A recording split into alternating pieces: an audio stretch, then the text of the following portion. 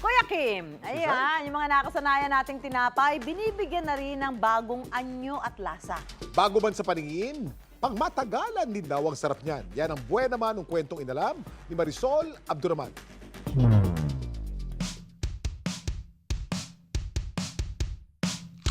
Malutong o malambot, fried o baked, luma o bago. Parehong siksik sa palaman, sulit sa lasa, pati kasaysayan. Ang empanada ng Bulacan at pandesal ng Rizal, mga paboritong tinapay na hindi pagsasawaan. Kung mapadpad sa Malolos, Bulacan, hindi raw pwedeng hindi matikman ang pagkain na 1820s pa raw niluluto. May hahalin tulad daw ang balat ito sa croissant. Ito po nagsimula pa nung panahon daw ng Kastila. Sa aming pinagbilin ang paggawa ng empanada de kaliskis. Kaya de kaliskis kasi mayroon siyang layers, parang kaliskis. Ang palaman nito gawa sa malinamnam na hinimay na manok. Sa paggawa ng empanada de kaliskis, pinapantay ang nakarolyong dough. Ang pagkakarolyo ng dough ang nagbibigay ng malakaliskis na balat ng empanada.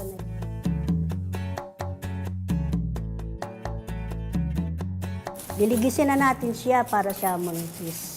Kailangan ang gamitin mga stainless. Kasi yung kahoy, magkakaroon yung parang himulmul. Saka ito palalamanan at pipisilin ang dulo ng dough.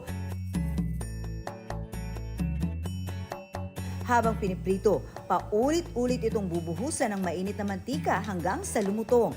Kailangan talaga hilig mo. Pag hindi, napipilitan ka lang, hindi mo mabubuo.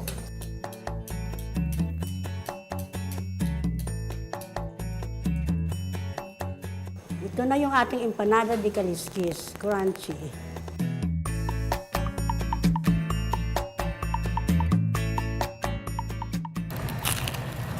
Ang crispy po nung outside and then yung loob po is ang daming flavor na nalalasahan ko. Matrabaho man ang paraan ng pagluluto, hindi raw hihinto ang kanilang pamilya sa paggawa nito. Pangako namin sa matatanda, hindi ito mawawala. Patuloy, tuloy-tuloy. Itong empanada de kaliskis. Sa susunod na henerasyon, matitikman pa nila ito. Sa Antipolo, Rizal, ang tamis at alat naman ng pandesal, binigyan ng bagong kulay at palaman. Ever since bata kami, ang go-to breakfast namin, go-to merienda, even midnight snack is pandesal.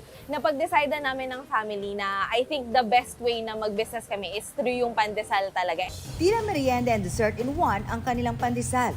Bukod sa cheese and ube flavors, mano-manong nilalagyan ng food coloring at palaman ang mga pandesal.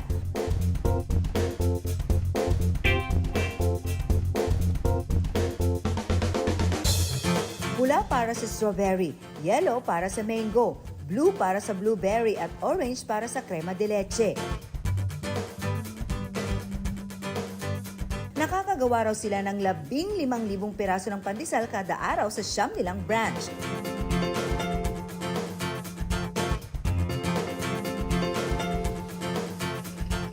Sa ibang pandesalan, walang ganito na may palaman sa loob. Ito yung nakakaiba. Magkalayo man ang lasa at panahon, magkaiba man ang kulay at itsura, ang empanada de kaliskis at flavored pandesal talaga namang may sarap na pangmatagalan. Ako si Marisol Abduraman at yan ang kwentong dapat alam mo.